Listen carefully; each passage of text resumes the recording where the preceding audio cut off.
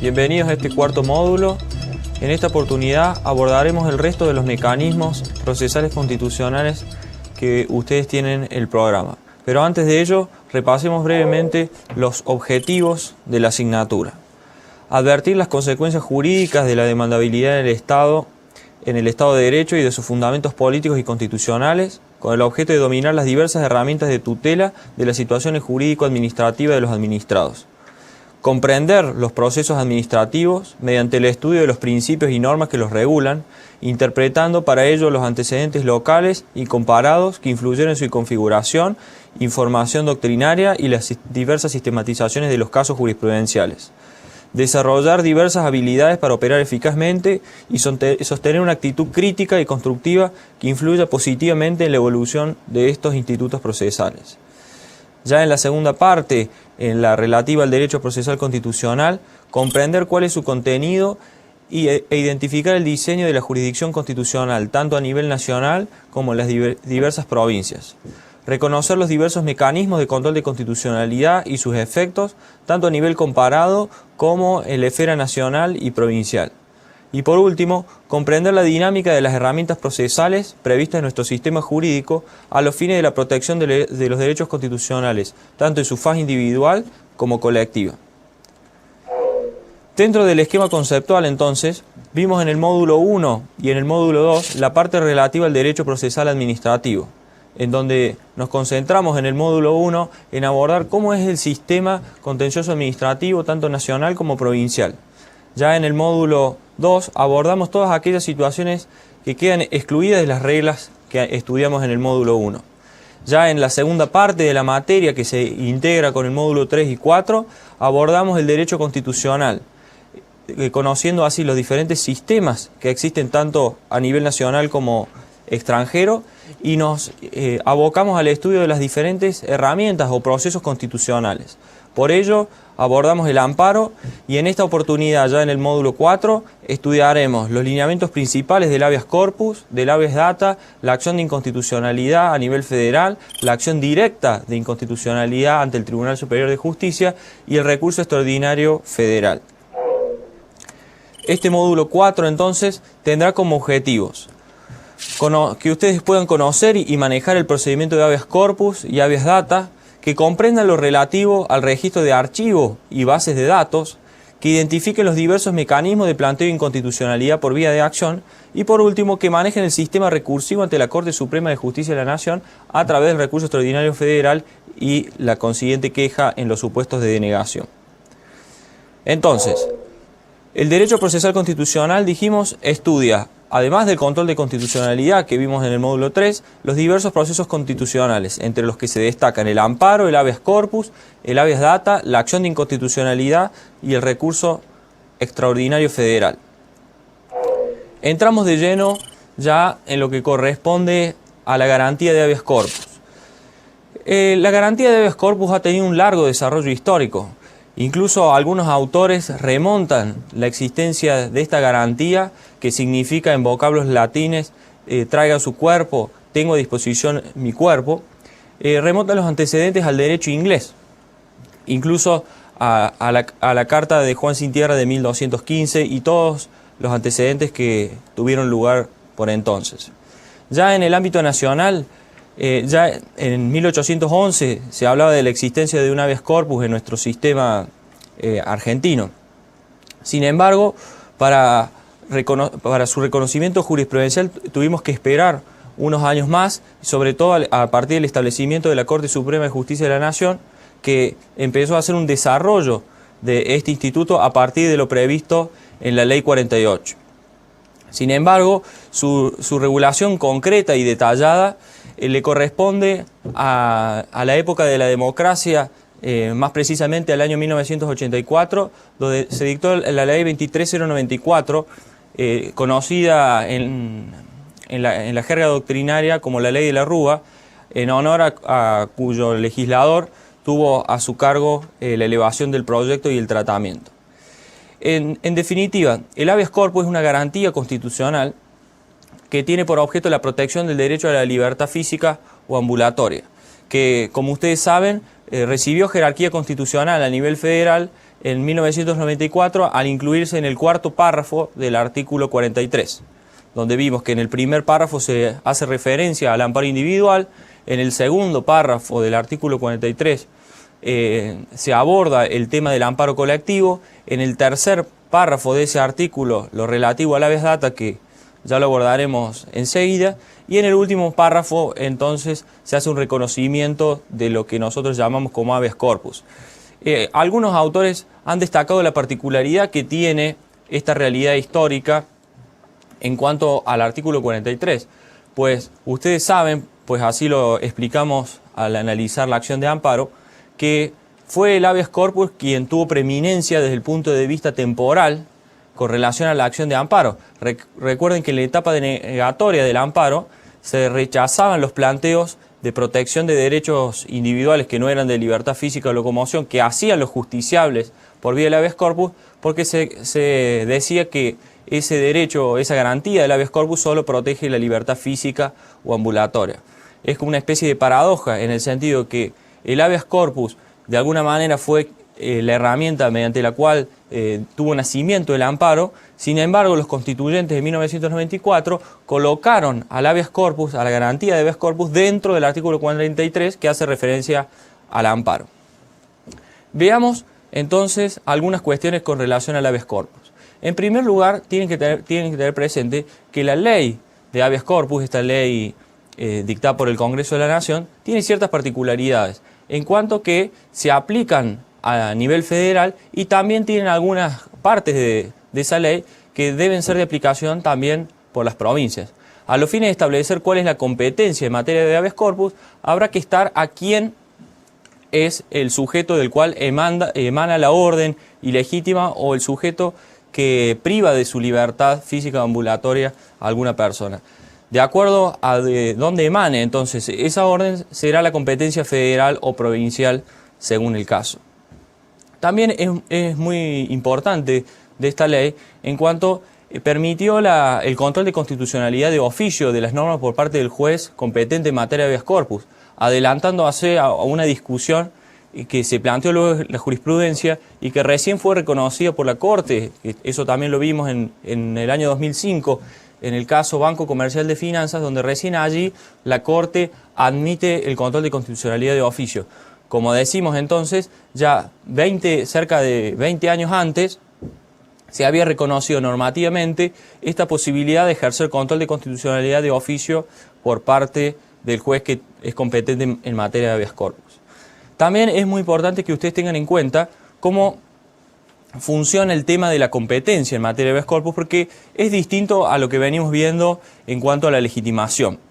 La legitimación en este caso es amplísima, ya que el pedido de habeas corpus puede hacerlo no solamente el afectado, sino también sus familiares, sus abogados o cualquier persona a su favor. Incluso se admite en algunos casos que el procedimiento de habeas corpus pueda tener origen de oficio, es decir, que sea el mismo juez quien tome conocimiento de la privación ilegítima de la libertad o de otras circunstancias que dan lugar a habeas corpus y que sea él quien inste entonces este procedimiento. Veamos entonces ahora cuáles son las diferentes clases de habeas corpus que se encuentran previstas tanto en la Constitución como en la ley. Así tenemos, por ejemplo, el habeas corpus clásico o reparador, que es para aquellos supuestos en donde existe una privación ilegítima de la libertad realizada sin orden de autoridad competente, es decir, una persona que se encuentra privada de su libertad de manera ilegítima y frente a la inexistencia de una orden que emane de una autoridad competente. Ese es el habeas corpus que denominamos clásicos. En otros supuestos, el habeas corpus puede actuar de una manera preventiva, que es lo que denominamos el habeas corpus preventivo. En ese caso, todavía no se ha registrado la afectación del derecho a la libertad física o a la locomoción, sino que el habeas corpus tiene una naturaleza típicamente preventiva, por ejemplo, para aquellos casos en donde la persona advierte que puede llegar a ser privada de su libertad. También tenemos el habeas corpus correctivo.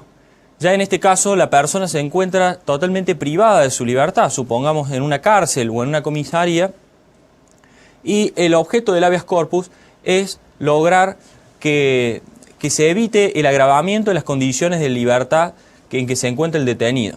Fíjense, por ejemplo, que en los últimos tiempos ha habido algunos pronunciamientos de la Corte Nacional, como de tribunales inferiores, así como tribunales provinciales, en donde se han planteado esta especie de habeas corpus correctivo, ya que muchas comisarías se encuentran en estado, digamos, de mucha ocupación, donde hay condiciones de hacinamiento. Entonces el interesado o los mismos afectados han iniciado acciones de habeas corpus a los efectos de que las personas que se encuentran privadas de su libertad sean tratadas en las cárceles bajo las condiciones del artículo 18 de la Constitución, es decir, que sean sanas y limpias, que se respeten las reglamentaciones de las penitenciarías en cuanto a la cantidad de presos que debe haber en cada celda y sus condiciones. Eso ha ocurrido tanto en comisarías como en cárceles comunes, donde se registraban cuestiones de hacinamiento, y en esto ha tenido mucho que ver también la labor de la Corte Interamericana de Derechos Humanos, que ha dictado pronunciamientos en este sentido en cuanto a las condiciones en que se deben encontrarse quienes se hayan privado de la libertad, ya sea por sentencia firme o de manera preventiva. Entonces ese es el habeas corpus correctivo. Repetimos, aquel que está destinado a salvaguardar las condiciones en que una persona se encuentra privada, en estos casos entendemos legítimamente, de la libertad.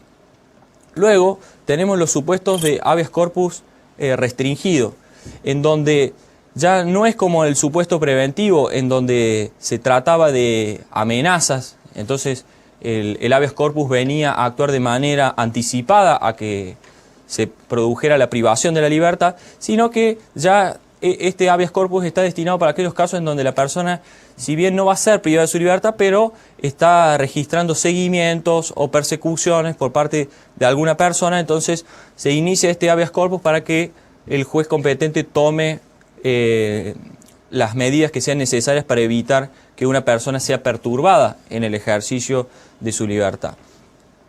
También se haya previsto el habeas corpus por desaparición forzada.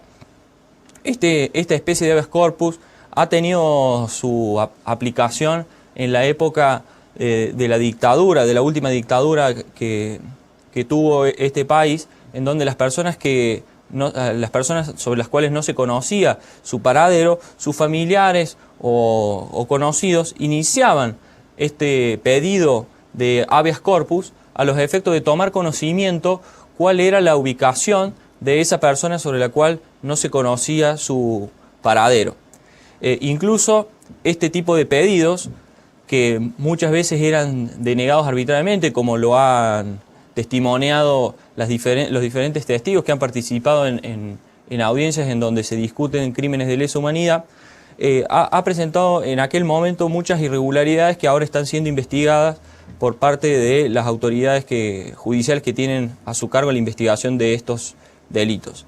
Como les decía también con anterioridad, podemos clasificar al habeas corpus también de oficio. Les decía yo que puede ser la misma autoridad judicial la que decida de motu propio iniciar este pedido, esta investigación de habeas corpus. Como ustedes saben, durante la época en donde existe una declaración de estado de sitio, el presidente puede restringir, bajo ciertas circunstancias que se encuentran previstas en la Constitución, puede privar de la libertad a alguna persona. En ese caso, el sujeto queda también habilitado para solicitar un pedido de habeas corpus. Otra de las clases que existen es el habeas corpus contra particulares. En este caso, que es muy interesante y que por ahí ha sido poco estudiado por la doctrina, el objeto de reclamo del habeas corpus ya no pesa sobre autoridades públicas, sino en contra de particulares que se encuentran privando de su libertad a una determinada persona. Ha habido algunos casos jurisprudenciales, como por ejemplo aquellas personas que no las dejaban salir de un geriátrico o de un hospital o un determinado lugar en donde se hallaban internados. Los afectados o sus representantes o cualquier persona en su nombre han debido iniciar pedidos de habeas corpus que la justicia ha entendido que no hay ninguna objeción para que tengan lugar frente a actos de particulares. Por último, tenemos lo que se llama el habeas corpus colectivo, que también ha tenido mucha aplicación en los últimos años y justamente ha ido de la mano del habeas corpus correctivo. En general, en los últimos años, lo que han sido habeas corpus correctivo, que recordamos que era aquel por el cual se procuraba salvaguardar a una persona del agravamiento de las condiciones de la privación de su libertad en cárceles o en comisarías, se han llevado adelante de una manera colectiva. Incluso ha habido otros casos, por ejemplo, la Corte resolvió en el año 2003 el caso Miñone, por medio del cual se inició un habeas corpus colectivo a los fines de que los presos que se encontraban detenidos en cárceles comunes pudieran ejercer el derecho a voto, y la Corte entonces le hizo lugar. Esas entonces son las diferentes clases que existen de habeas corpus. En el bloque siguiente les propongo que nos adentremos en el estudio de la acción de habeas data. Allí los veo.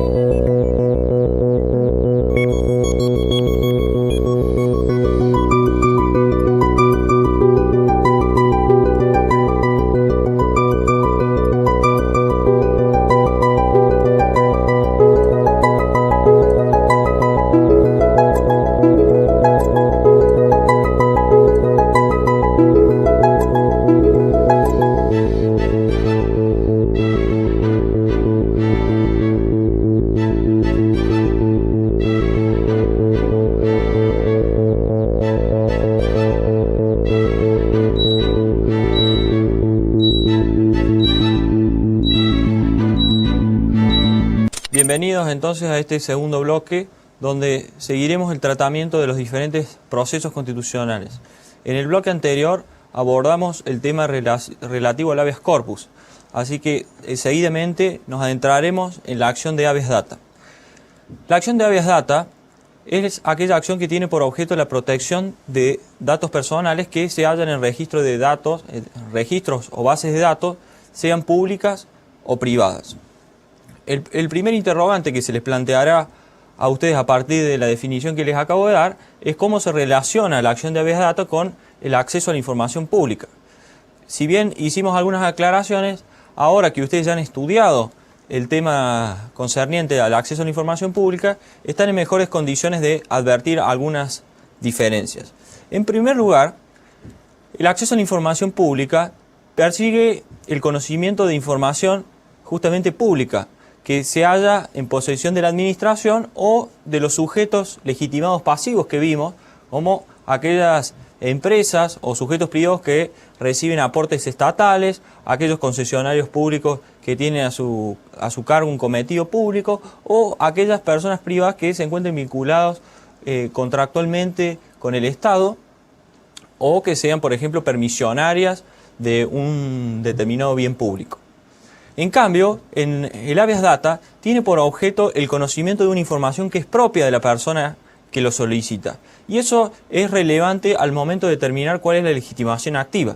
Vimos en el acceso a la información pública que la legitimación es universal. En tanto, cualquier persona, sin dar los motivos por los cuales quiere conocer esa información, puede solicitarla. En cambio, en el habeas data es más restringida, ya que es la persona afectada individualmente o sus sucesores universales quienes se encuentran en condiciones de promover esta acción. Entonces ya estamos viendo que desde el inicio la legitimación es totalmente distinta. También vamos a ver que la reacción frente a la denegación y el procedimiento que debe llevarse adelante también plantea algunas diferencias que las iremos remarcando. El tema relativo al habeas data también tuvo recepción constitucional en 1994 en el artículo 43, en su tercer párrafo. Recordamos que el primero hacía referencia al amparo colectivo, el segundo al amparo, el primero al amparo colectivo, el segundo al amparo individual, y este tercero entonces ya hace referencia a la acción de habeas data en donde establece algunos lineamientos que vamos a desarrollar seguidamente. Sin embargo, la ubicación del texto constitucional en el texto constitucional de la acción de habeas data ha sido relevante a la hora de definir cuál es la naturaleza jurídica de esta acción. Pues algunos autores, en su momento, dijeron que la acción de habeas data es una acción autónoma, que no tiene nada que ver con el amparo. Sin embargo, a favor de la interpretación del habeas data como una subespecie de amparo, se encuentra entonces su ubicación en el texto constitucional. Parecería ser que fue voluntad del constituyente que, al incluir el habeas data dentro del artículo 43, fue voluntad del constituyente entonces considerarlo como una subespecie de amparo. Además de eso, la ley 25.236, que es la ley de habeas data y que regula los datos sensibles, también le estableció la naturaleza de amparo. Por lo tanto, podemos sostener sin miedo alguno que tanto desde un plano constitucional como desde un plano normativo, la acción de habeas data es una subespecie de amparo. Veamos entonces cuáles son las diferentes clases de habeas data que tenemos. En primer lugar, tenemos el habeas data informativo. Aquí, esto que vamos a analizar se relaciona también íntimamente con lo que son los fines del habeas data. Pues fíjense lo siguiente, se sostiene por lo general que el fin directo o inmediato del habeas data es obtener la información. Entonces estamos en presencia de la primera clase, que es el habeas data informativo. Lo primero que se persigue con un habeas data es el conocimiento de una información que dijimos se encuentra en una base de datos pública o privada. Y recordamos que siempre la información tiene que afectar a la persona. Entonces, lo que primero se busca con el habeas data es el conocimiento de una información. Por eso decimos entonces que el conocimiento de esa información es la finalidad inmediata que tiene el habeas data. Ahora, luego vienen las distintas clases de habeas data que ya son un corolario de lo que es su finalidad inmediata. Es decir, yo conozco primero, busco conocer la información y a partir de que conozco la información puedo adicionar a esa pretensión, ya sea su rectificación, su reservación, su cancelación o adicionamiento de una determinada circunstancia. Veamos ahora cada uno de ellos. Entonces dijimos, con el habeas data informativo conozco la información.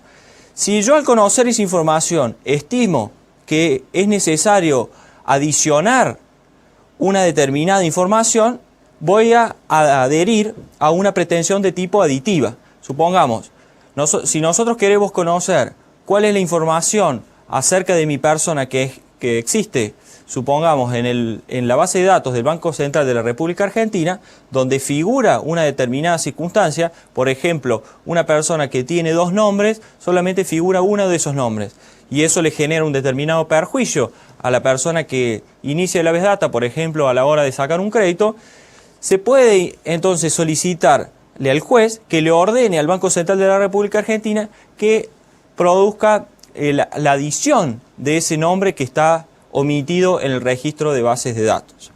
En otros supuestos se puede dar una circunstancia en donde lo que se persiga es la rectificación de los datos. Supongamos que el nombre que se encuentra en esta base de datos sea incorrecto, entonces se le ordena al juez, se le pide al juez que le ordene al Banco Central que modifique ese error, o la persona tiene el sexo cambiado, o la dirección es incorrecta, entonces solicitamos el acceso a la información privada y luego su rectificación. Otra clase de habeas data es el habeas data reservador.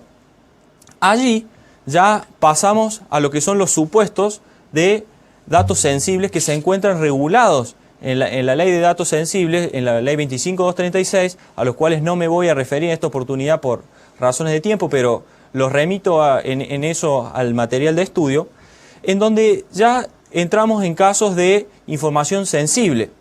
Supongamos que en una determinada base de datos se encuentre descrita una determinada ideología política o religiosa que una persona considere que puede afectarlo en su intimidad. Entonces, a través del habeas data informativo, conoce esa información y una vez que la conoce le solicita al juez que ordene su confidencialidad, su secreto o que la declare reservada. Así funciona entonces el habeas data reservador.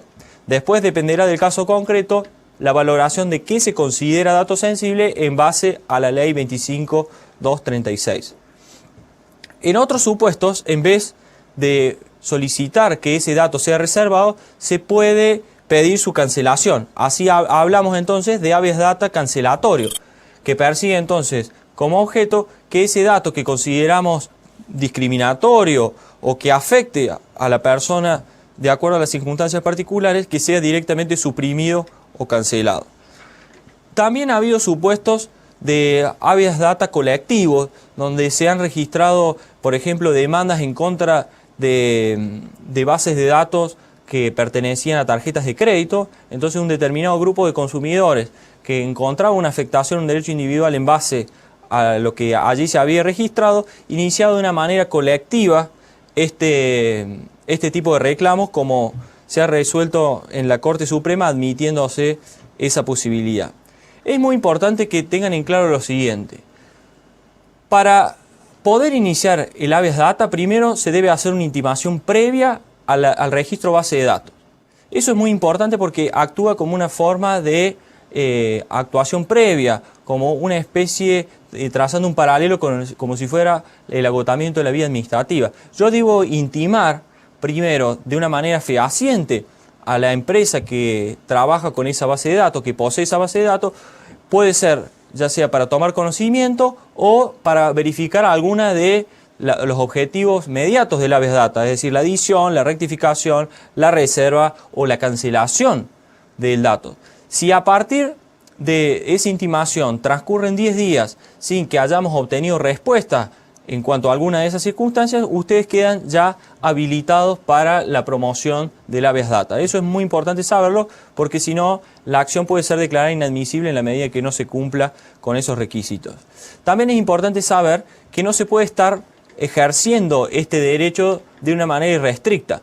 Por eso el pedido de información o el ejercicio de estos fines que habíamos dicho que eran inmediatos se puede realizar una vez cada 6 meses. O mejor dicho, una vez que hacemos el pedido, debemos esperar 6 meses más para poder ejercer esta posibilidad. Algunos autores han sostenido que esto es inconstitucional. Yo creo que es un ejercicio razonable del derecho, salvo que en algunas circunstancias se pueda probar que provoca un gravamen de tipo irreparable que amerita la declaración de inconstitucionalidad de ese precepto. Después habrá que ver si la información produce un perjuicio. Eso es independiente. No hace falta que la información produzca un perjuicio para que yo pueda ejercer esta acción de habeas data. Y eso es muy importante, pues es un derecho constitucional para conocer los datos personales que está apartado de la existencia de un daño. Esas son las cuestiones principales con relación entonces al habeas data. Para seguir avanzando, vamos a analizar lo relativo ya a lo que es la unidad 8, que está condensada dentro de este cuarto módulo, que es la acción de inconstitucionalidad. ¿Recuerdan ustedes que cuando hacíamos la clasificación de los diversos sistemas de control de constitucionalidad, decíamos que había sistemas de control de constitucionalidad que en donde se podía plantear el control de constitucionalidad tanto por vía de acción como por vía de excepción? Justamente en esta unidad lo que tratamos son aquellas diversas formas que existen para hacer un planteo puro de inconstitucionalidad. Así vamos a tener 3 variantes bien claras. En primer lugar, tenemos una acción de inconstitucionalidad en base a un sistema de control concreto, que ese es el sistema que funciona, dijimos, a nivel federal. Por eso es que funciona y está admitida una acción de inconstitucionalidad como un planteo directo y puro de inconstitucionalidad. Ahora, ello no significa que pueda tratarse de un planteo abstracto, sino que siempre debemos estar frente a la presencia de un caso, una controversia entre partes que dé lugar a la acción. Se discutió mucho también sobre cuál es el fundamento normativo de esta acción. En general, tanto la Corte como los autores entienden que el fundamento legal se encuentra en el artículo 322 del Código Procesal Civil y Comercial de la Nación, pero si ustedes leen ese artículo van a advertir, a partir de su abordaje, que no habla de la acción de inconstitucionalidad, sino que se refiere a la acción declarativa de certeza, que entiendo yo que funciona para supuestos distintos a los de la acción de inconstitucionalidad. Aquí, esta acción de inconstitucionalidad lo que persigue es la declaración de la repugnancia con relación a la Carta Magna de una determinada disposición. En cambio, la acción declarativa de certeza lo que persigue es justamente que el juez decida en un determinado caso acerca de un pedido de certeza sobre los alcances de un precepto normativo, pero ello puede traer aparejado o consigo un planteo de inconstitucionalidad como puede no traerlo. Entonces entiendo yo que se trata de supuestos distintos. Sin embargo, la Corte, desde que ha empezado a admitir este tipo de acciones, le ha dado anclaje normativo entonces en el artículo 322 del Código Procesal Civil y Comercial de la Nación. Es importante también que ustedes tengan en cuenta, pues esto tiene mucho valor práctico, cuáles son las ventajas y las desventajas de utilizar esta acción en el sistema federal. Pues si nosotros quisiéramos hacer un planteo de inconstitucionalidad en el sistema federal, deberíamos elegir, estoy hablando de un planteo puro, deberíamos escoger entre la utilización de la acción de inconstitucionalidad o la acción de amparo. Ustedes saben que la procedencia del amparo es valorada de una manera restrictiva, en cuanto existen un montón de causales de inadmisibilidad de la acción que nosotros ya hemos estudiado. La ventaja que podría tener esta acción es el tema de los plazos. Los plazos son mucho más cortos, aunque en la práctica terminan transformándose en un trámite ordinario en cuanto al cumplimiento de los plazos que se establecen en la Ley 16.986. Entonces, la acción de inconstitucionalidad ofrece la circunstancia de que al tramitarse por un juicio ordinario, nos evitamos el hecho de que el juez pueda considerar que no se encuentran cumplidos algunos de esos requisitos, ya que debe darle trámite sin valorar si se encuentra agotada la vía administrativa, pues no es un requisito establecido para ello y además no funciona en ese tipo de cuestiones. No puede ser rechazada in limine, como ocurre con el artículo 3 de la Ley de Amparo, más allá de que cualquier acción puede ser rechazada in limine cuando sea manifiestamente improcedente. También es importante que la acción de inconstitucionalidad a nivel federal no tiene un monto determinado, con lo cual el pago de la tasa de justicia y de los aportes de ley se hace por monto indeterminado. En definitiva, en esta decisión entre amparo y acción de inconstitucionalidad, muchas veces hay que volcarse por esta última a los fines de evitar que por pruritos formales o cuestiones que tengan que ver estrictamente con los requisitos de admisibilidad de la acción, el juez se tome de esa circunstancia para rechazarnos el pedido.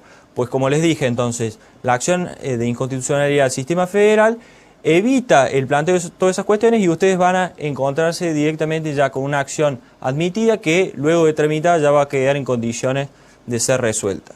Existen, como les había comentado antes, otros mecanismos para plantear acción de inconstitucionalidad, pero se las voy a comentar con mayor detenimiento en el próximo bloque.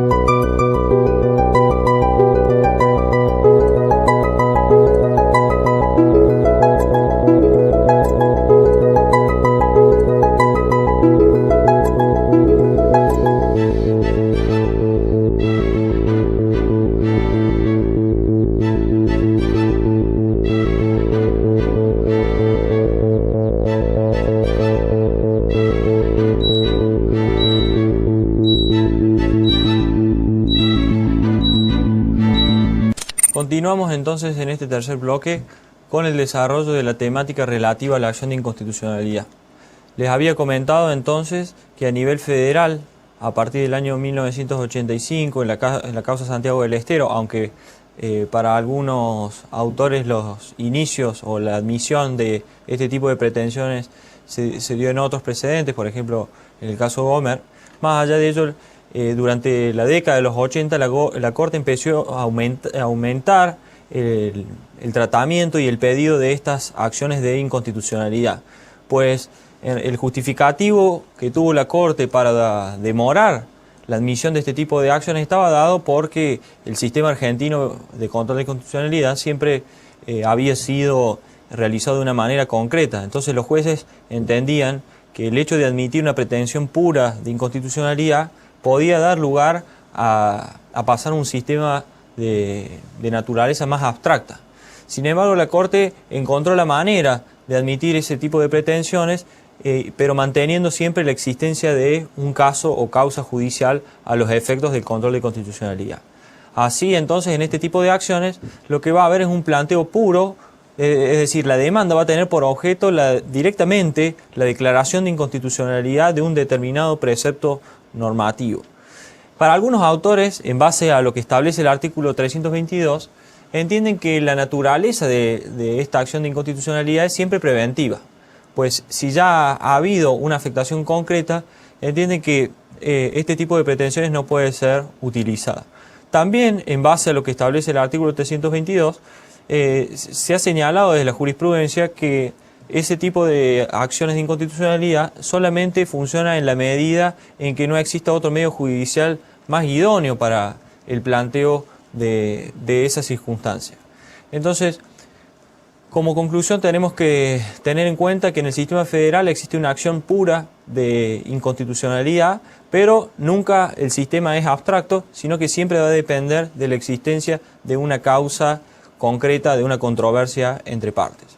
Existen otros sistemas en donde la acción de inconstitucionalidad puede plantearse de una manera abstracta, y eso lo vimos de alguna manera cuando estudiamos los diversos sistemas de control de constitucionalidad, en donde veíamos que en los sistemas concentrados existen casos en donde se admite la posibilidad de que haya un planteo de inconstitucionalidad, un planteo directo, que se encuentre desligado de una afectación concreta. Incluso vimos que en algunos supuestos ese planteo podía ser realizado de una manera preventiva, es decir, antes que la ley tenga vigencia, como ocurre en el caso de Francia. Entonces vemos en los dos extremos el sistema de acción de inconstitucionalidad concreta que exige la presencia de un caso, y en el otro extremo esta acción de inconstitucionalidad abstracta que funciona por lo general en los sistemas de control de constitucionalidad concentrado. También, así lo vimos en el módulo 3, van a ver que esta circunstancia está íntimamente ligada a la cuestión de la legitimación. Pues en los sistemas de control de constitucionalidad concreto, a los fines de la acción de inconstitucionalidad, se va a exigir una legitimación bien restringida, sujeta a la existencia de la controversia. Es decir, solamente aquellos que tienen una afectación directa en la cuestión constitucional van a quedar habilitados para promover la acción, independientemente de si se trate de una cuestión colectiva o de tipo individual. Eso ya vimos en otra oportunidad que es independiente del sistema de control de constitucionalidad.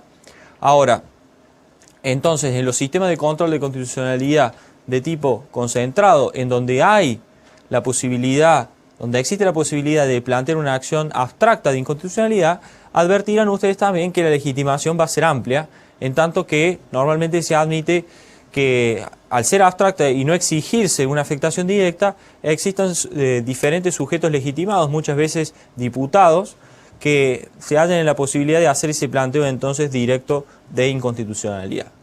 También con relación a esta cuestión de las acciones directas de inconstitucionalidad, tenemos la regulación que existe en la Constitución de Córdoba en el artículo 165, que viene ligado de aquello que les expliqué en el módulo anterior con relación a cuál es el sistema de control de constitucionalidad que existe en Córdoba.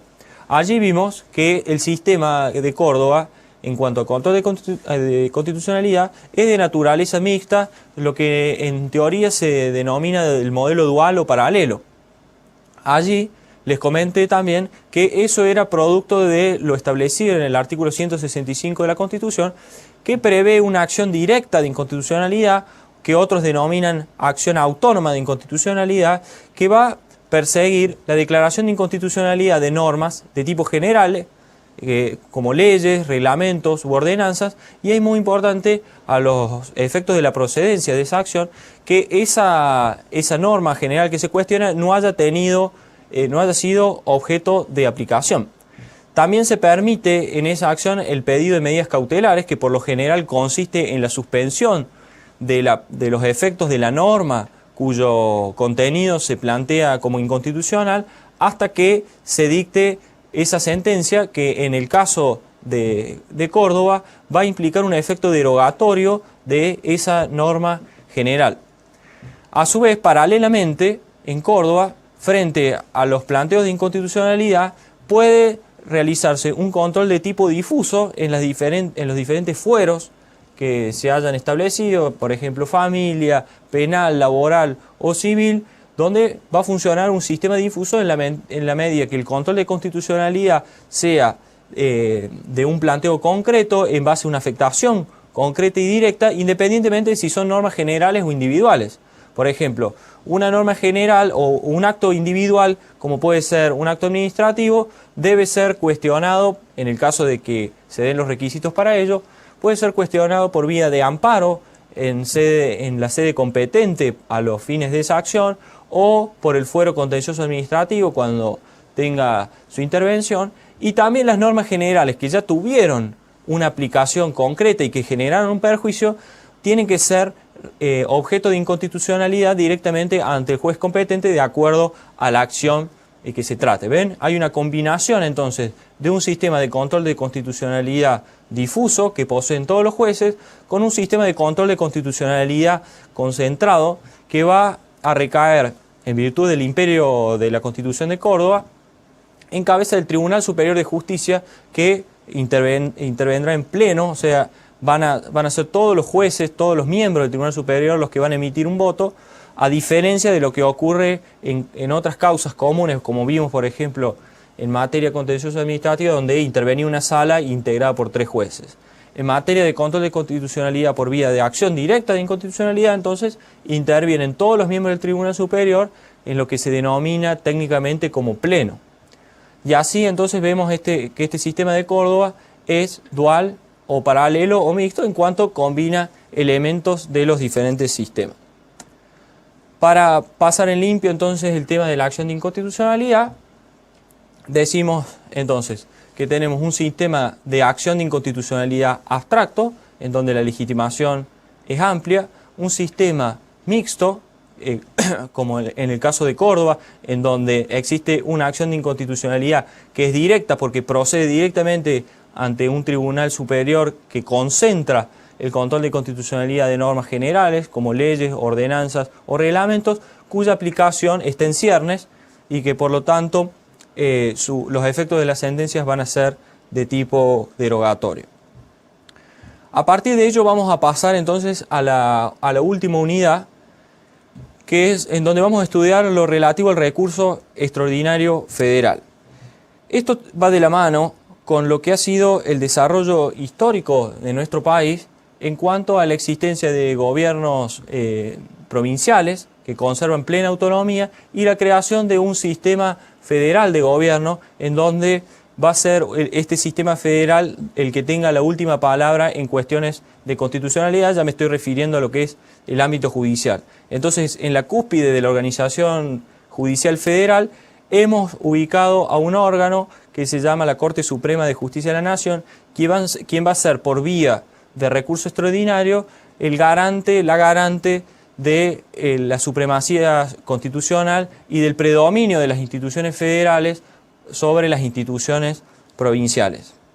De este modo, entonces, la Corte va a actuar como un garante de la supremacía constitucional del artículo 31, como un unificador de jurisprudencia en materia constitucional, en cuanto siempre va a tener la última palabra. A partir de ello, yo les he elaborado un cuadro en donde ustedes van a ver los diferentes requisitos que existen a los fines de la procedencia de este recurso extraordinario que, justamente como les acabo de decir, es de procedencia extraordinaria. Es decir, que deben cumplimentarse ciertos recaudos para que se verifique su procedencia. Y allí se halla su primera particularidad, ya que no debe entenderse el recurso extraordinario como una tercera instancia, me estoy refiriendo a nivel federal, en donde tenemos juzgados, cámaras y Corte Suprema, ni tampoco como una cuarta instancia en cuanto a la regulación provincial, donde tenemos juzgados, cámaras y Tribunal Superior, sino que su intervención es puramente excepcional en la medida en que haya una cuestión constitucional federal a resolver. De lo contrario, la Corte tendrá la posibilidad de no intervenir. Es por ello que a partir de su instauración en 1863 y de su ubicación como máximo tribunal de la nación, la Corte ha ido elaborando jurisprudencialmente, a partir de un plexo normativo bastante acotado, como fue la Ley 48, que estableció este recurso extraordinario federal y que previó algunos de los requisitos que luego vamos a estudiar, la Corte ideó esta figura del recurso extraordinario como mecanismo para lograr asegurar entonces la supremacía de la Constitución Federal. Los requisitos los vamos a dividir en tres. Por un lado tenemos los requisitos previos, que normalmente les llamamos requisitos comunes, los requisitos propios y los requisitos formales. Empecemos entonces por los requisitos comunes. Se les llama requisitos comunes porque son requisitos que deben presentarse en cualquier recurso, son comunes a todo recurso y por lo tanto también en el recurso extraordinario deben concurrir. En primer término, debe haber un agravio actual emanado de una sentencia. Analicemos este requisito. Debe existir un agravio. ¿Por qué debe existir un agravio? Porque estamos en un sistema de control de constitucionalidad concreto. Aquí van viendo cómo todos los conceptos que hemos ido analizando van cerrando y van teniendo una correlación en cuanto a su explicación. Entonces, debe haber un agravio porque estamos en un sistema de control de constitucionalidad concreto. Si en un sistema de control de constitucionalidad abstracto, no se puede exigir entonces la presencia de un agravio.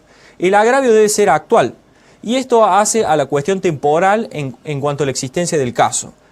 Al momento de resolver, la Corte debe valorar de que el caso no sea prematuro, supongamos la impugnación de una ley que todavía no tiene vigencia, como ha ocurrido en algunos casos, o el pedido de inconstitucionalidad de una ley que todavía no ha tenido aplicación en cuanto a sus efectos están suspendidos. Y también tiene que controlar que el agravio mantenga su actualidad, es decir, que no sea tardío. En esos casos, en caso de que el agravio sea tardío, la Corte va a declarar abstracta la cuestión. ¿Qué significa entonces que la cuestión deviene abstracta? Supongamos que una persona hace un planteo para participar en un concurso y sale segundo en el concurso y por lo tanto queda excluido ilegítimamente y no importa las circunstancias de hecho.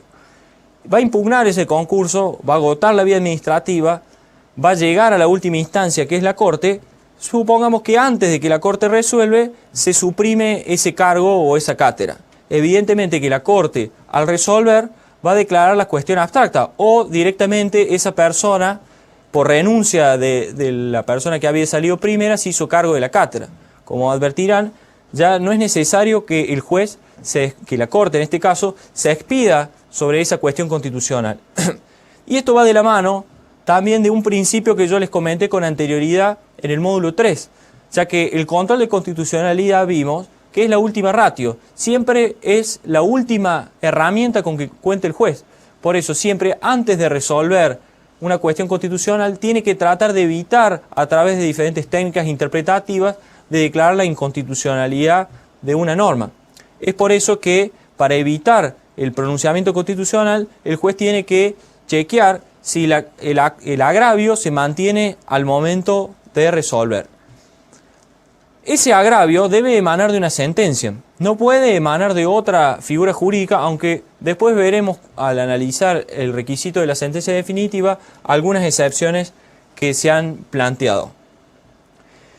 La existencia de caso también presupone la necesidad de que estemos en presencia de una causa justiciable, y aquí entramos al segundo requisito común y que está ligado a lo que veíamos al analizar el control de constitucionalidad.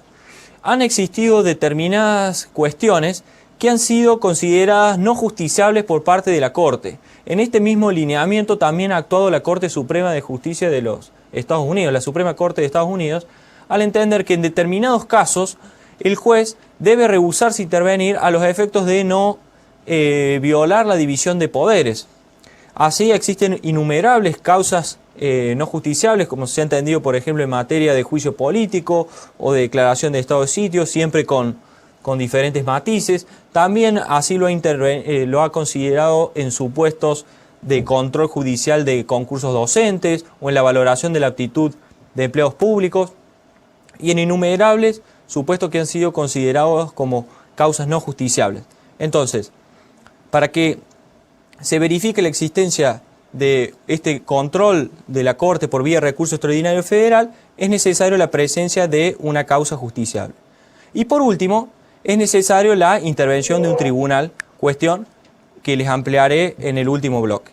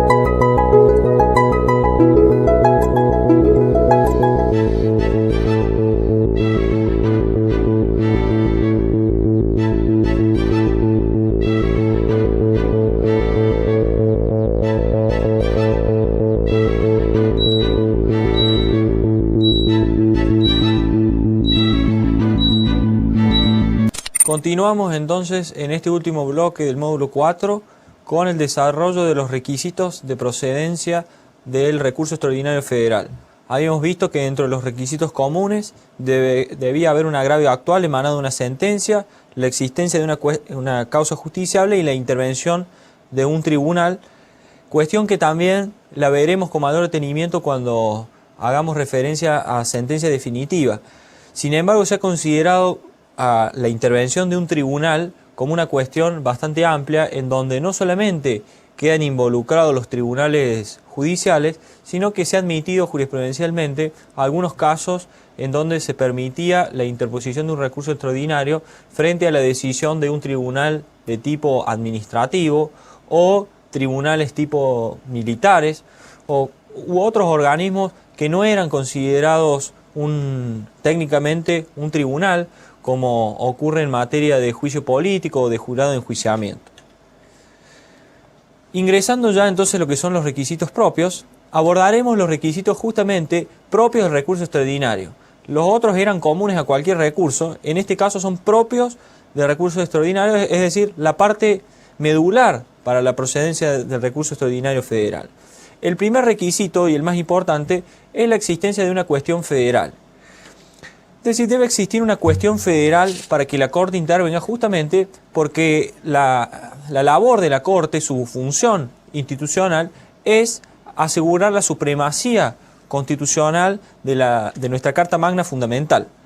Entonces, debe existir una cuestión federal sustancial que ha sido clasificada de diferente manera: simple, compleja, indirecta. La cuestión federal simple es en aquellos casos en donde se está cuestionando la inteligencia de un artículo de la Constitución Nacional, de una ley federal o de un tratado internacional. En el caso de la compleja, ya hablamos de otros supuestos en donde ya hay una ley que se opone a la Constitución, o hay una ley que se opone a un tratado internacional, es decir, ya se plantea el conflicto entre una norma supraconstitucional y la Constitución misma. En esos ejemplos que yo les acabo de dar, la cuestión federal va a ser compleja y directa. Entonces, una ley en contra de la Constitución, un tratado en contra de una Constitución, aunque esto último está bastante controvertido, y después está la cuestión federal compleja e indirecta para aquellos casos en donde hay un problema de jerarquía normativa. Es decir, ha habido dos normas infraconstitucionales en la cual se le ha dado preeminencia a una inferior por una superior, entonces la Corte va a intervenir como la garante de ese orden previsto en el artículo 31 de la Constitución Nacional. Otro de los requisitos es la relación directa. ¿Qué significa esto? Que la cuestión constitucional, el problema federal que se haya planteado, debe tener una relación directa con el objeto de la causa. Quiere decir entonces que para resolver la causa, esa cuestión constitucional debe ser resuelta. Otro de los requisitos es la existencia de una resolución contraria. Para que quede habilitado el remedio federal, es necesario que quien plantea el recurso extraordinario federal haya recibido por parte del tribunal inferior de la causa una sentencia contraria. Otro de los requisitos que se hayan previsto es la cuestión relativa a la sentencia definitiva. Debe existir una sentencia definitiva que emane del Tribunal Superior de la causa. ¿Qué se entiende por sentencia definitiva? Aquella decisión jurisdiccional que causa un gravamen irreparable, por lo tanto que no puede ser subsanado por otra vía judicial. Así se ha considerado, por ejemplo, que por parte de la Corte Suprema de Justicia de la Nación, que no existía sentencia definitiva en aquellos casos en donde se declaraba la caducidad de instancia, ya que se entiende que en esos supuestos puede promoverse una nueva acción, salvo que estemos frente a un caso de prescripción. También se ha entendido, en virtud del carácter de precautorio que tienen las medidas cautelares, que aquellas resoluciones que deniegan ese tipo de peticiones y en algunos supuestos en que las conceden, que no se considera sentencia definitiva. También no ha sido considerada sentencia definitiva aquella resolución por la cual se rechaza una acción de amparo. En otros casos, también se ha considerado como excepción a la sentencia definitiva la cuestión relativa a lo que se llama per saltum, recurso de per saltum o de salta de instancia, que se ha admitido jurisprudencialmente en algunos casos por parte de la Corte. Por ejemplo, el más conocido es el caso Dromi o el caso WOM, en donde se permitió saltear la instancia frente a la existencia de una cuestión de gravedad institucional. Recordemos que en el caso Dromi se había impugnado la privatización de aerolíneas y frente a esa impugnación una jueza en lo contencioso administrativo de Buenos Aires decidió suspender ese procedimiento. Ante esa decisión, el ministro Dromi, que es justamente el autor administrativista que era ministro durante la presidencia de Menem, planteó un pedido de abocamiento directamente ante la Corte Suprema en la causa Fontela, y la Corte entendió que a pesar de que no habían intervenido todas las instancias anteriores, por razones de gravedad institucional, debía solicitar el expediente y resolver la cuestión en definitiva.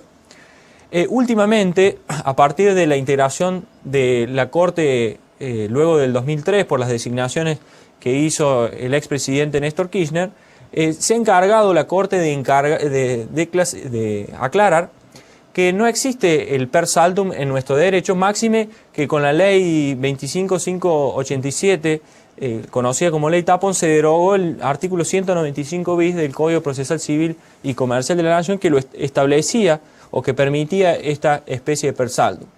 Incluso en algunos casos, por ejemplo en el caso de Chabán, en donde planteó un per saltum frente a la denegatoria de un pedido de excarcelación, la Corte dejó en claro que al no encontrarse previsto normativamente el per saltum, no podía sostenerse su existencia en el derecho argentino. Entonces el per saltum aparece como una excepción al requisito de sentencia definitiva por parte de la Corte Suprema.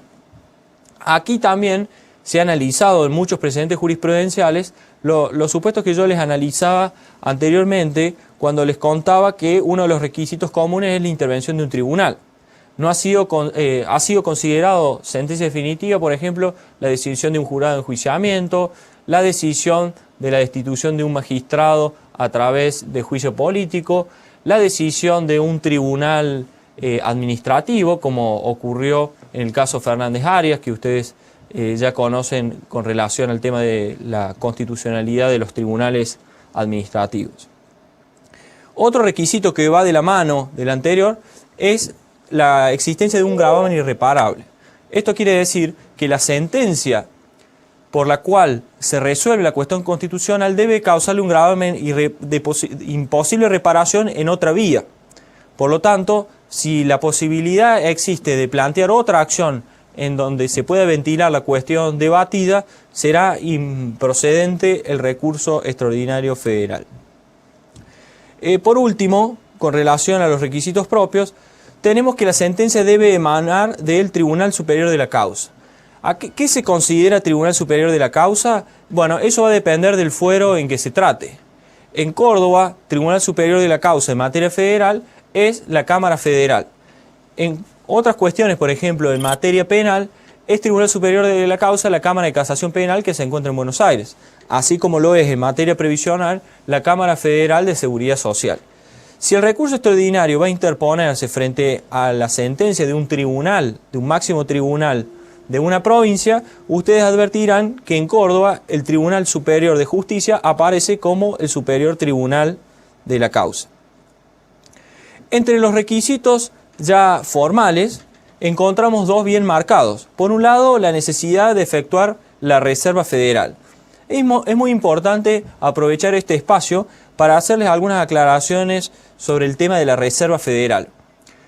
Es una actitud común que tienen los abogados, la de introducir en todo escrito judicial la reserva del recurso extraordinario federal. Eso es una forma que está mal articulado y que ha sido moldeado en los escritos de una manera incorrecta. Nadie puede hacer reserva de un recurso. El recurso existe y no hace falta que se haga una reserva. Lo que se debe hacer en todo escrito judicial en donde sea necesario es poner en evidencia la existencia de una cuestión constitucional, de modo tal que el juez la pueda tener en cuenta tanto al resolver como al momento de que intervengan otros tribunales por vía recursiva. Esa exigencia también rige para el demandado, quien al contestar la demanda debe poner en evidencia la existencia de una cuestión federal. Algunos autores entienden, y yo les propongo que lo piensen, si esta exigencia, esta necesidad de realizar la reserva federal o el planteo de una cuestión federal, sí debe mantenerse a partir de la jurisprudencia del año 2005 de Banco Comercial de Finanzas, en donde nosotros veíamos que el control de constitucionalidad puede ser realizado de oficio o debe ser realizado de oficio. Entonces, exigirle como requisito formal que puede determinar la inadmisibilidad de la acción a un demandante o a una persona que conteste una demanda, hacer la reserva del caso federal, cuando el juez debe aplicarlo de oficio, parece una inconsistencia. Sin embargo, hasta tanto esa cuestión no sea dirimida por la Corte, yo aconsejo que se mantenga el cumplimiento de la existencia de plantear y de poner en evidencia la existencia de una cuestión federal. Luego tenemos los requisitos formales establecidos en la acordada 4, dictada en el año 2007. Estamos haciendo referencia a la acordada de la Corte Suprema de Justicia de la Nación. Allí la Corte, mediante este reglamento, estableció algunos requisitos formales que deben cumplir las presentaciones que se hacen ante ese máximo tribunal. El fundamento esgrimido para ello fue la de uniformar las presentaciones ante el Tribunal Superior de Justicia de modo tal de que la labor de la Corte pueda ser más rápida. Así, entre algunas circunstancias, se estableció, por ejemplo, la cantidad de renglones que debe tener la presentación ante el máximo tribunal, así como la cantidad de páginas que no puede ser superior a 40, así como también el interlineado que debe usarse y todas aquellas cuestiones que hagan a las formas. Pero lo más importante de resaltar con relación a la acordada 4 es lo establecido en el artículo 11, ya que allí se dispone que el incumplimiento de alguna de esas circunstancias formales va a permitirle a la Corte declarar inoficiosa la presentación y directamente ordenar su archivo. Como verán entonces, el planteo que hace la Corte Suprema en la acordada 4 no es solamente de requisitos formales, o si quieren es de requisitos formales, pero las consecuencias pueden ser sustanciales, ya que una persona puede ver desestimado su recurso extraordinario federal por el incumplimiento de este tipo de formas. En cuanto al trámite del recurso extraordinario federal, deben tener presente que el mismo se encuentra regulado en el Código Procesal Civil y Comercial de la Nación. El recurso extraordinario federal debe ser presentado ante el máximo tribunal de la causa luego de dictada esa sentencia dentro de los 10 días de que la misma ha sido notificada. Una vez que se ha considerado interpuesto el recurso extraordinario federal, se le va a correr un traslado a otra parte o a las partes para que hagan la contestación de las cuestiones formales y sustanciales que hemos visto con relación al recurso extraordinario federal y luego con relación al fondo de la cuestión. Y una vez que este ha sido contestado, va a pasar a estudio de la Cámara Federal o del que sea el Tribunal Superior de la Causa para que éste decida si concede o rechaza el recurso. En el supuesto de que lo conceda, luego de notificar a las partes, el tribunal, el máximo tribunal de la causa, va a elevar las actuaciones a la Corte para que ésta resuelva. También existe la posibilidad que el recurso extraordinario federal sea denegado por no concurrir alguno de los requisitos para ello, sea cuestión federal, sea la doctrina de la arbitrariedad o de la gravedad institucional. En ese supuesto, el justiciable queda en condiciones de plantear un recurso de queja que debe ser interpuesto directamente ante la Corte Suprema dentro de los 5 días, quien si estima, si corresponde, pedirá la remisión de las actuaciones principales para entrar a su tratamiento. Muy importante que sepan que en la mayoría de los supuestos para la interposición del recurso de queja es necesario hacer un depósito dinerario que en la actualidad es de 5.000 pesos, que en caso de ser concedido y admitido el recurso va a ser devuelto y si es desestimada la presentación va a ser destinado a la biblioteca de la Corte Suprema de Justicia de la Nación. Ha quedado claro entonces cuáles son los conceptos medulares de este último módulo. Los repasemos brevemente. La acción de habeas data permite la protección de datos personales. El habeas corpus, en sus diversas variantes, es un mecanismo de protección de la libertad física o de locomoción. La acción de constitucionalidad a nivel federal permite el planteo directo de una cuestión constitucional, pero nunca desligada a la existencia de un caso. En cambio, frente a normas generales cuya aplicación está en ciernes, la Constitución de la provincia de Córdoba dispone una acción directa o autónoma de inconstitucionalidad que debe plantearse y tramitarse ante el Tribunal Superior de Justicia. Y por último, hemos observado que el recurso extraordinario federal es la herramienta mediante la cual la Corte Suprema de Justicia de la Nación actúa como garante de la supremacía constitucional.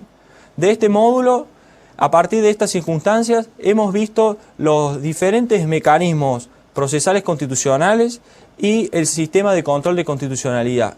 En los módulos 1 y 2 analizamos los sistemas de control judicial de administración, el sistema nacional contencioso administrativo, como la Ley 7182 que regula el Código Contencioso Administrativo de la provincia de Córdoba. En el módulo tercero hemos estudiado aquellas categorías y sistemas que escapan a las reglas generales del agotamiento de la vida administrativa, como las nuevas formas de democracia participativa, como vimos las audiencias públicas o los mecanismos de acceso a la información pública. Espero que les haya sido provechoso el desarrollo de estos módulos y les agradezco que me hayan acompañado.